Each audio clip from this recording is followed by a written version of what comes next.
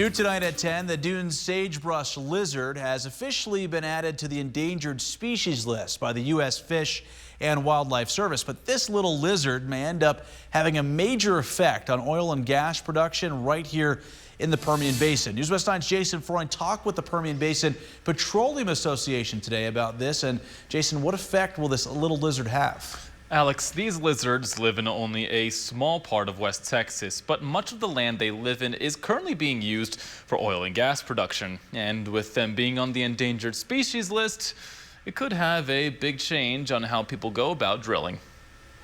The Dunes sagebrush lizard was added to the endangered list on May 20th, bringing with it some major restrictions.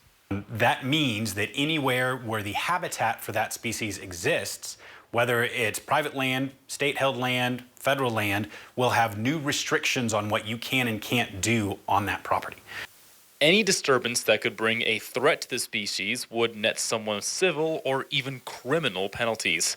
That means that if anybody wants to operate on property that could serve as a habitat for the lizard, there's a lot of paperwork and red tape to cut through.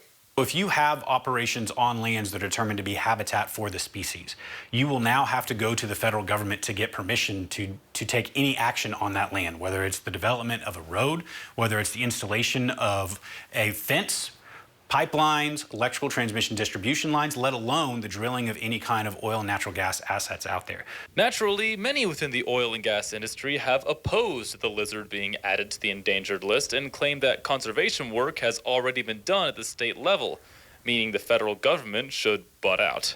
Unprecedented state and local-led conservation efforts have already done a tremendous amount to preserve the habitat for this species and invest millions of dollars to try to help the species survive, if not even thrive. The federal government has decided that states can't handle this type of operation and they need to step in, which most people locally would say, thank you, but no thank you, we've got it handled.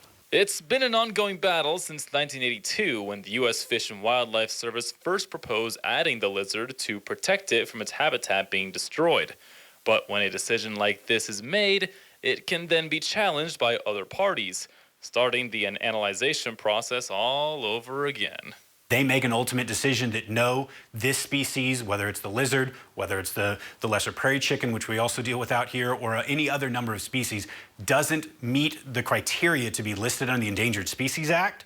As soon as they make that decision, they can be bombarded with other petitions by parties that want that species listed, so they have to go back into that same process and make a determination. But at the end of the day, there are plenty of oil workers in the Permian Basin whose lives could be affected by this one little lizard species.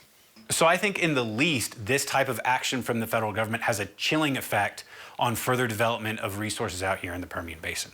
And so that will have an impact on people. What exactly that impact is, truly, the worldwide demand for oil and natural gas impacts what we do out here more than anything else. Robertson told us that he does know of people who are already trying to see what their options are at both the federal and state level to see if they can overturn the decision. Alex?